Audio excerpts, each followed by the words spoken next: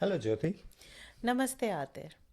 मैं हूँ Jyoti Parashar, elder abuse response social worker at Age Concern Auckland. और मैं हूं Aatir Zaidi, social connections manager. और आज हम आपसे बात करना चाहते हैं एज कंसर्न ऑकलैंड की तरफ से। एज कंसर्न ऑकलैंड 75 सालों से बड़े बुजुर्गों की मदद करता आ रहा है। अब हम बात करना चाहेंगे हमारे आने वाला हम क्या लेकर आ रहे हैं हमारी कम्युनिटी के लिए। हम करने जा रहे हैं एक पॉडकास्ट जिसमें हम ये बात करना करेंगे कि किस तरीके से हमारी कम्युनिटी हिंसा से, दुर्व्यवहार से बच पाए।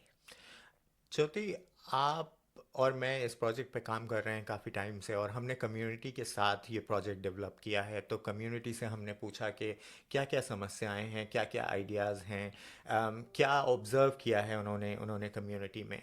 आप कुछ विस्तार में से बताना चाहेंगी कि क्या समस्याएं निकल के आईं, या क्या क्या चीज़ें कम्युनिटी ने हमको बताई। आतिर, आप जानते ही हो कि हमारी कम्युनिटी में हमारे बड़े बुजुर्ग कभी भी अगर उनके साथ कोई दुर्व्यवहार कर रहा है, उनका जानकार है, उनके परिवार वाला है, दोस्त है, रिश्तेदार है, पड़ोसी है, किसी भी प्रकार का दुर्व्यवहार होता है, जनरली वो नहीं बात करना चाहते उसके बारे में, क्योंकि एक बहुत बड़ा स्टिग्मा है। उनको लगता है कि कम्युनिटी क्या कहेगी, लोग क्या कहेंगे, लोगों को पता चलेगा, अरे मेरे बच्चे ये कर रहे हैं।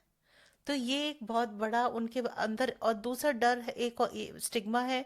दूसरा उनके अंदर एक डर है, अगर उन्होंने पहला कदम उठाया, किसी ऑर्गेनाइजेशन के पास गए, कोई भी अपनी समस्या की बात करने, तो कम्युनिटी को मालूम चल जाएगा।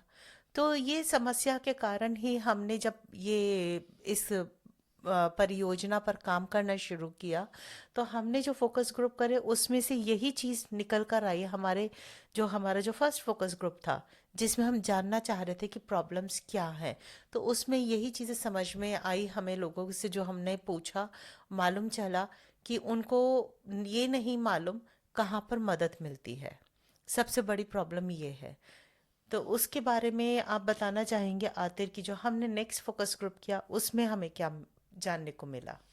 हमें हम सबसे पहले तो मैं बताना चाहूँगा कि फोकस ग्रुप में हमने उन लोगों को शामिल किया जो जिन्होंने हिंसा एक्सपीरियंस करी है।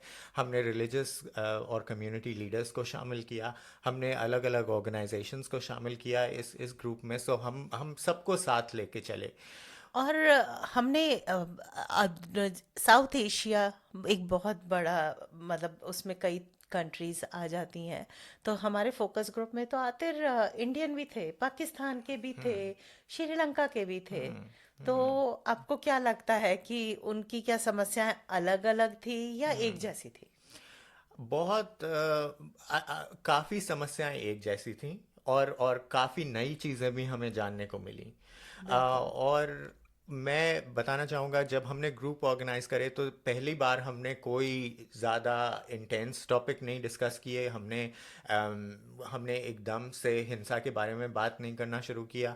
पहला ग्रुप हमारा एक्सप्लोर था, तो हमने जब बस उनसे ये पूछने की कोशिश करी कि आपने क्या देखा है कम्युनिटी में, आपकी क्या ज़रूरतें हैं, आपकी क्या समस्याएं हैं।